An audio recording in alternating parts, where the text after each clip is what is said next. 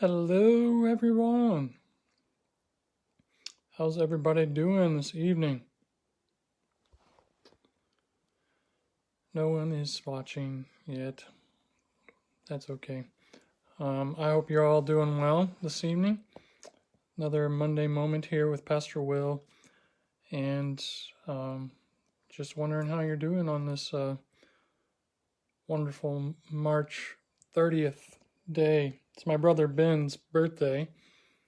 I think he's going to be, how old is he going to be? I'm going to be 40, so he's going to be like, he might be 45. I don't know. Anyways, how's it going? Who's watching here? I can't see who's watching. Why are they? Anyways, yeah, I'm not going to do that. I hope you're all doing. We have been studying this devotional called Listen to Him, and looking in, hey Darren, reading through the book of Luke, and during this season of Lent, during this coronavirus thing, reading the words of Jesus. And so I wanted to share today's passage with you. Hey Jackie.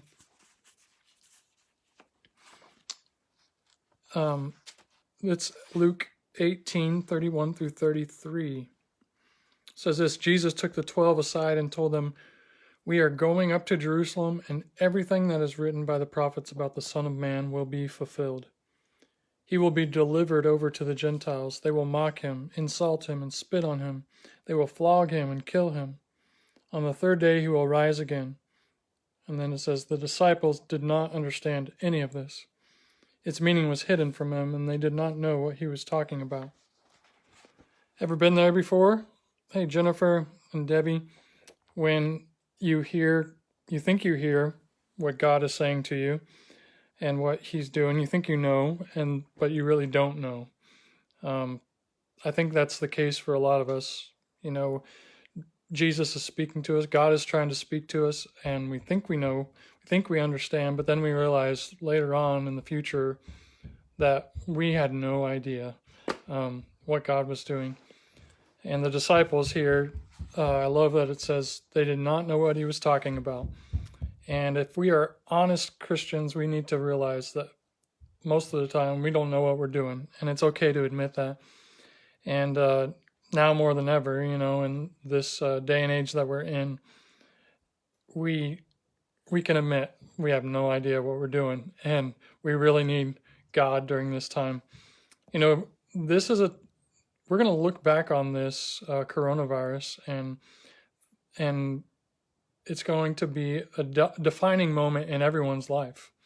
And so I wonder how you're going to come out of this time period. What are you going to look back on this time period and say about your life as you remember back to the coronavirus? Are you going to remember how you wasted that time period, or are you going to use it to its fullest extent?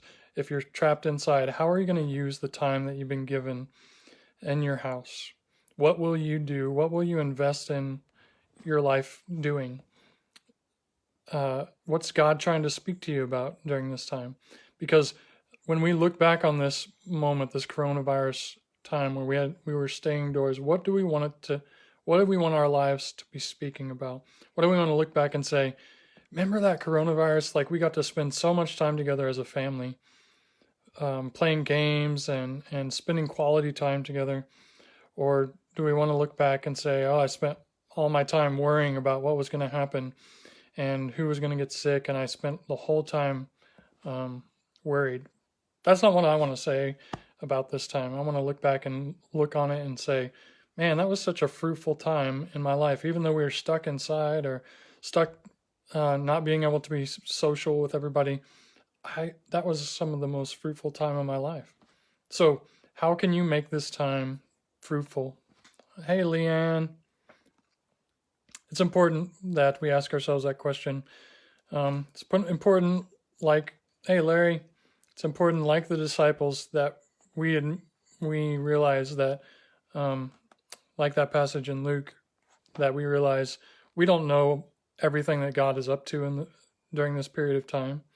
But and admit that and say, God, we don't know what you're up to, but please show us what you want us to do, how we can be obedient during this time to serve you and walk with you. And we're probably going to get it wrong. Probably going to mess up, just like the disciples did. They thought they knew what Jesus was all about and what he was up to, but when they looked back on it, they thought we didn't have a clue, but we tried. We tried to follow Jesus as best we could, and we didn't know that he was going to die on the cross and go through all that stuff. We had no clue, but being faithful, even in the times where you don't have a clue what to do. And that's just definitely been a theme for me. Hey, Kimberly. I don't usually call you Kimberly, but your name on Facebook is Kimberly, so I should start calling you by that. It seems more formal. It seems, substantial. Kimberly. But Kim works too. I don't know what you prefer to be called. Anyways, how's everybody else doing? I'm doing all the talking here. Anybody else? What's happening? How are you making use of this time? Fruitful. How are you making this time fruitful for your life? When you look back on the coronavirus time, what will you do with your time? I know Darren said that he's trying to learn to play the guitar, which would be a very fruitful thing to do. Hey, Nicole. How are you going to make this a time? I just got done playing some piano. I'm learning the song Waymaker on the piano, trying to learn that and play it. I can chord it, but I was trying to pick out the notes and stuff to it. So trying to be fruitful in the midst of this, reaching out to people, caring for people. I hope that you are doing the same thing, connecting with other folks, reading your Bible, reading the scriptures, reading through the book of Luke with us. Hopefully you're doing that. Luke chapter 18, verses 31 through 33 was our passage for today. Really interesting passage. Jennifer Burns says, I'm crocheting blankets and I'm making medical masks. Nice.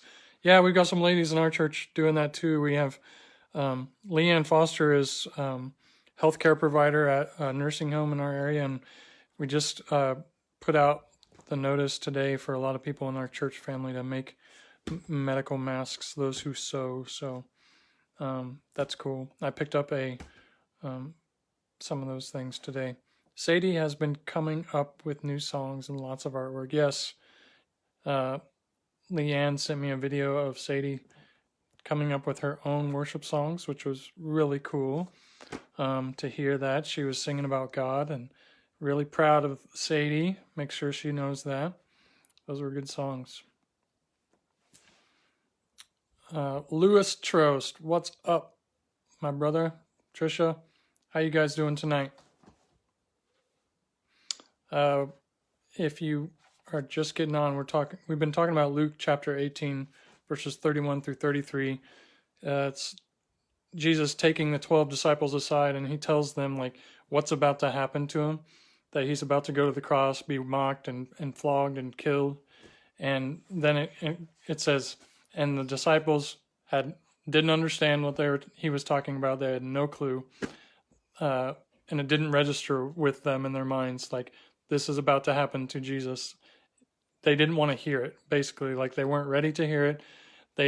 It was way over their head what was about to happen. They had no clue what it was coming. And I'm glad that you're doing all right, Trish. So I think this happens to us all the time, that God is up to something. He's doing things in our lives and in the world. And a lot of times his mission is so the opposite of what we think is going to happen. It goes over our heads and we miss it.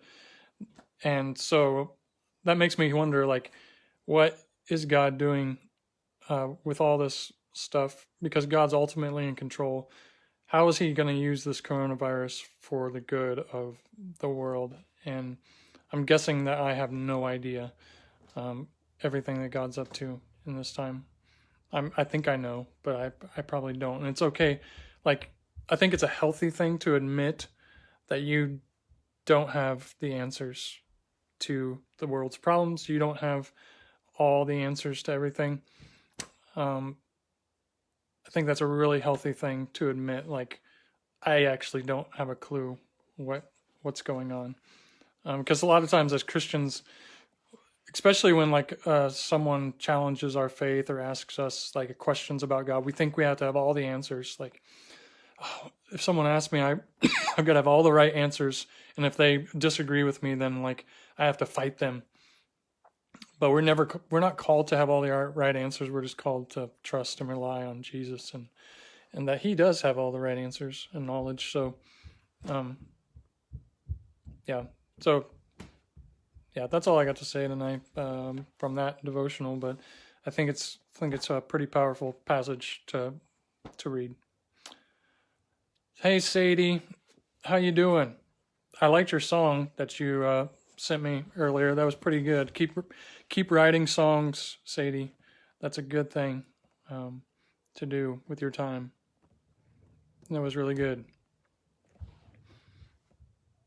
So I hope you all have a wonderful evening. Anybody else got anything to say before I stop this live chat here? Here's something. Thursday nights, I host a Zoom Bible study, and I'll post a link to it this week that you can join. We study, like we go more in depth. Like when I do these things, I just kind of, give a little devotional, but in the Zoom Bible study, we get more in depth. We talk and we do some like biblical history and look back in the Old Testament and connect passages of scriptures together and things. So if you're interested in doing that, God bless you, Lewis. If you're interested in doing a more in-depth Bible study, we'll do a Zoom Bible study at 9 o'clock on Thursday night, and you can sign into that. It's pretty easy to download Zoom on your phone or on your computer and join us. So look for the link on that. If there are anybody that sews out there, we're sewing masks for healthcare workers, specifically Leanne Foster, who works at a nursing home, sewing those for her. So if you can help out with that, that'd be wonderful. Debbie says, glad to see you, missed seeing Monday Moments and everything else. Glad to see you, Debbie. Hope you're doing well. I miss joining with everybody on Sunday mornings in person, but it's been good seeing everybody watching and participating on Sundays. And when we do our live stream, hopefully those are enjoyable for you guys. Got some other special things coming up for this weekend that I'm going to add in. If anybody wants to send me a video to share with the congregation for this week, that would be great. I want to share more people saying hi and connecting with each other. So send me your videos if you have any to share. That was fun for this past week. So if you have just do a short clip, say hi to everybody and that you love them. That'd be good. So you guys have a wonderful evening. Love you all. Have a great week and focus during this time.